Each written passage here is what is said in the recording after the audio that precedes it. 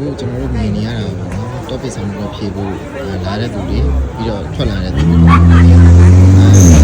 ကျွန်တော်တို့နိုင်ငံပေါင်းစုံပဲဗျာသူတို့ကိုယ်ဆောင်ကိုဖြေကြတာပေါ့နော်အားလုံးပဲမင်္ဂလာပါခင်ဗျာကျွန်တော်တို့ကိုဆိုင်ဖြစ်ပါတယ်ကျွန်တော်အခုပေါ့နော်ကိုရီးယား topic ဆောင်ကိုဖြေပြီးတော့ပြန်လာတာပေါ့နော်အဲ့ဒီမှာကျွန်တော်ဆမ်မိုးကဲကမ်းမှာပေါ့နော်တွေ့လိုက်တာကကျွန်တော်တို့ကိုရီးယားရောက်နေတဲ့နိုင်ငံသားတော်တော်များများကဒီ topic ဆမ်မိုးကိုဖြေရတာတွေ့တယ်ဗျာအဲ့မှာဆိုလို့ရှိရင်ထိုင်းတို့ကျွန်တော်တို့မြန်မာတို့ကမ္ဘောဒီးယားတို့သီရိလင်္ကာတို့ကျွန်တော်တို့ဘင်္ဂလားဒေ့ရှ်တို့အဲ့လိုအရှေ့တောင်အာရှနိုင်ငံတွေတော်တော်များများဖြေကြတယ်နိုင်ငံသားတွေတော်တော်များများဖြေကြတယ်ပြီးလို့ရှိရင်တရုတ်တို့ရုရှားတို့ပြီးလို့ရှိရင်ဥပကစ္စတန်တို့ကာဂျစ်စတန်တို့အဲ့လိုနိုင်ငံသားတွေပေါ့နော်ဒီကိုရီးယားရောက်နေတဲ့နိုင်ငံသားတော်တော်များများဒီ topic ဆမ်မိုးကိုဝင်ဖြေတာတွေ့တယ်သူတို့ကိုရီးယားဘာသာစကားကိုလေ့လာကြတာတော်တော်များတယ်လို့ကျွန်တော်တွေ့ရတယ်ပေါ့နော်အဲ့တော့ကျွန်တော်သိလိုက်တာပေါ့နော်ကျွန်တော်တို့နိုင်ငံတနိုင်ငံကိုကျွန်တော်တို့တိုးတက်အောင်တာလုပ်ပေါ့နော်အဲ့ဒီခါကျလို့ရှိရင်ကိုယ့်ရဲ့ဘာသာစကားတွေ